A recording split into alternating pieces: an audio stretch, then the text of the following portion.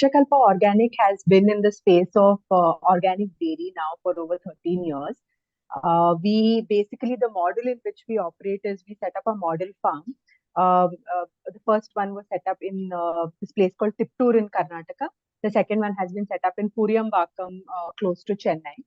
It's a 24-acre model farm, and this is where any farmer who wants to become an organic farmer learns how to do everything in a self-sustaining manner. How he can grow his produce, take care of his cows in a way that his farm supports it completely. He doesn't need any external inputs, right? So that is what we demonstrate in the model farm. So the farmer comes over there and he sees everything and he learns and he goes and implements it in his farm, which can be anywhere between 3 to 5 acres. So first step for us is in terms of not generating any waste is to make sure that the farmer himself becomes self-sustaining, right? He doesn't have to buy anything from outside. There's no external input whatsoever. So he's able to grow everything that he requires and consume everything that he produces, except for milk, which gets transferred to Akshayakalpa. At the Akshayakalpa farm, we have a very closed loop system. All the the composting happens at the farm. We have a kitchen which serves over 800 to 1,000 people every day. All the food, the ingredients that are required for this kitchen are grown within the Akshakalpa farm. Uh, we produce Jivamrita and many different kinds of fertilizers that are produced or in a very organic manner at our farm. The cows are taken fully, they're taken care of, and everything that the cow eats is grown at the Akshayakalpa farm. So again, there is no external input whatsoever. And so there is a farm to it, and then there is a plant to it. Plant is where everything, all the milk and the milk products that get produced and packed and get sent. That is what happens at the plant. At the plant, we have a very solid ETP system. So any waste that gets generated. So first of all, we try to reduce the waste itself too. For example, we produce a lot of paneer. Our customers love the paneer that we produce, right? We produce a lot of cheese as well. So from these two products, there's a byproduct which is the whey, which is the water that gets left over, right? We don't want to. So for some time we were putting this water into the ETP, right?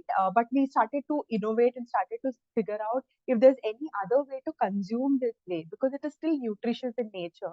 So why should we throw it away, right? So now we have launched a new drink, which is a fresh mango drink which just has two ingredients, which is mango and this whey water. No sugar added, no nothing added. It just has a 2 day shelf life. And our customers are loving it because it is sweet by nature and it is good for health and it has absolutely no other additives, stabilizers or emulsifiers or sweetening agents or natural flavoring agents or preservatives. None of these things have been added. So it behaves very similar to milk in terms of how sensitive it is, but those are some of the steps that we take to see how we can manage the byproducts which otherwise would be thought of as waste, but how can we treat that differently? How can we convert it and make sure that we use it, right? So these are some of the things that are happening at the plant level, at the farm level.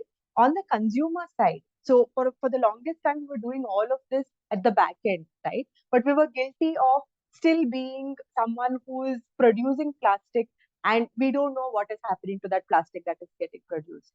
So last year, in April 21st, which is World Earth Day, we launched an initiative called Let's Give Back the Milk Pack. So we started taking the milk packets back from our customers from their doorstep. So the way it works is we have a direct delivery model.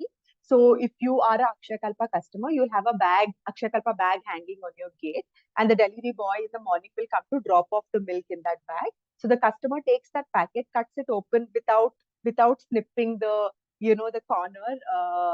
And Mr. Nagendran would agree as to why that is important that they don't do that.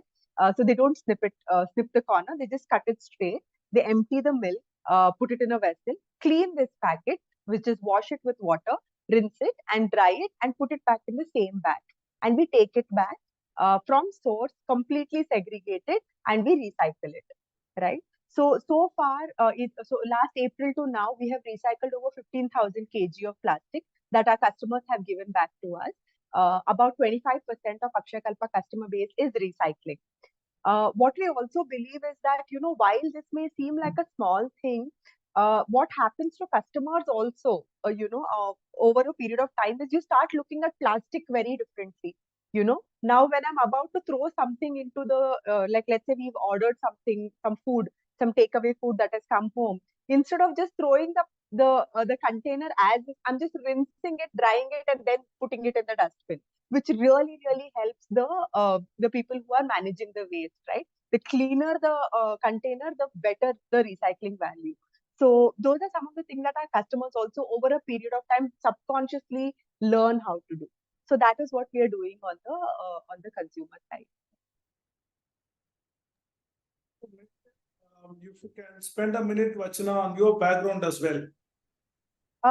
So yeah, I've been in marketing through and through. I have worked in Himalaya for about 4.5 years, where I worked in brand innovation, which was about launching, coming up with new products and launching the new products, and thinking of a go-to market for it.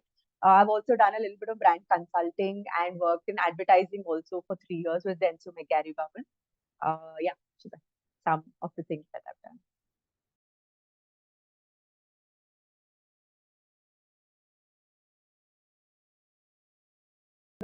The point of view that I'm sharing is also coming from a personal place, right? Like, because I see this happening even amongst my friend circle as well. I think it, like, consumers have to become conscious about consumption. I think we all have to look at consumption very, very differently. First, we have to see, as much as possible, can we reduce our consumption, right? I'll give you an example. I recently, we had a birthday celebration for my 4-year-old, and we did it at a place which was a beautiful campsite. I used to trek a lot, so I wanted, my kid also to start experiencing the life outdoor. And so we called a lot of friends, around 40 of us, including children who were there, and it was a zero waste birthday party, right? There were no balloons, there were no disposable glasses, there were no spoons. The only thing that the venue could not arrange was potter plates for cakes and, for this thing. So for that, they gave us the leaf plates, but they promised me that it will immediately be put into the campfire and it will be cleared off immediately, right? So there were no tissue papers either, And when kids came and asked me, Auntie, can I have tissue? I said, please go wash your hand. The water is right here, right? So what happens is that if you are able to educate children, if you are able to educate your friend circle and start at, you may, like, people may look at you and say, are you serious that you're doing a birthday party without balloons, right? But if you're able to do that, and it was still a very beautiful get together, everybody had a great time. Children were not asking for phones or screens or any of those things, right? So if we are able to do that and create that consciousness early on in many, many people, I think we'll be able to resolve a lot of issues. 25% of Akshayakalpa customers are recycling. Why can't it be 100%? I'm making it so easy for a Akshayakalpa customer to recycle. I'm taking it from their doorstep. It can't get easier than that, right? Which means that not many people, and it's not like people don't want to do it. They only want a little more convenience to it, right? And when we've added that layer of convenience, maybe it's more work that is required from our end to create more awareness. Because when awareness is there, I think people will start to.